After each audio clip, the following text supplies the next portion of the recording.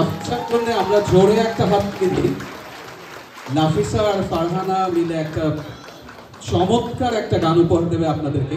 আমি শুধু একটা কথাই বলবো যে ওর কণ্ঠটা শুনুন আপনারা, ওর পারফরম্যান্সটা দেখুন।